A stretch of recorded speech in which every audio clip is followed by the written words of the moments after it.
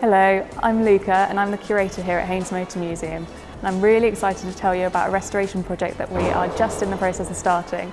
It's a 1961 Aston Martin DB4, and whilst it's not the first restoration project that the museum's carried out, it is the first that will be videoing the entire way through and the first that you'll get a chance to see each step along the way. So we'll head over to Haynes Heritage Engineering, where the team of talented workshop engineers are currently working on it. We're now heading into the workshop to talk with Nick, the workshop manager.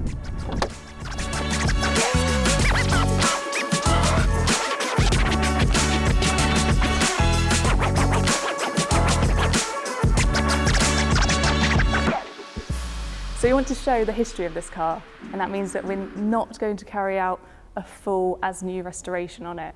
We want to keep historic parts that show the wear that might have shown some of the instances and that it had in its life and the history that it's had. And by doing so, we show it as a historic vehicle. So that there'll be some parts that we have to replace or respray with paint, but we're trying to keep as much of the historic as possible.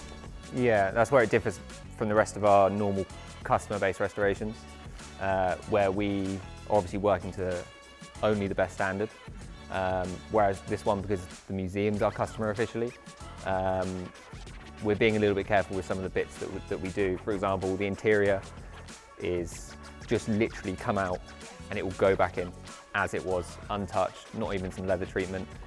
Nick, would you be able to tell me about the work that you've been carrying out on the car? Yeah, absolutely. So we took the car on, took the paint off it to start off with. It was in a reasonable condition. We didn't expect to find too much corrosion, which is normally our main enemy.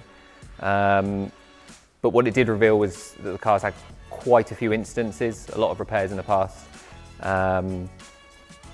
One severe crash, definitely. And we found that when looking in the archive, that it seemed to have had a crash fairly shortly after it was first built, so 1961-62. Looks like that happened. Yeah, which we think is on the front end, because we found the front end left to right was completely different in terms of measurements between side lights and headlights. From the factory, they would always be a little bit wonky. Anything of this era where it's hand built, you normally have one guy making one side, another guy making the other side. So having them even was never a thing, and that's been really important when we put this back together. When Alex has been reforming the front end, we've made sure we've not made it absolutely perfect, because the owners' clubs, etc., would soon pick holes in that if it was too perfect.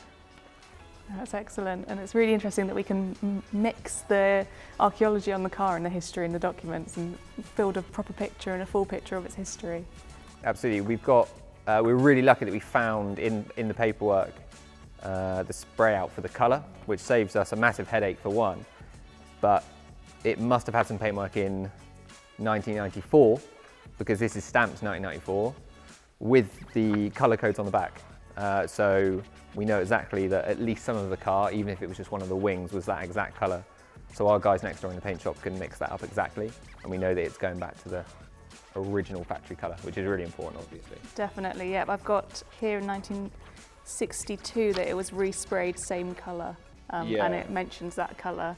And again in 1976 it mentions the colour, and we've got another one from 1980 that mentions. Yeah, and then the 90s as well.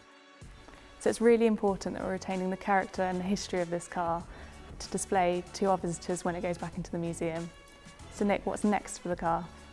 So metalwork-wise, we're sort of 99% done.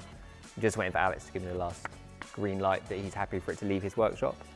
It will then go next door for paint preparation, which we will touch on in another video. Excellent. So we'll be updating you regularly on the videos, and we'll see you soon.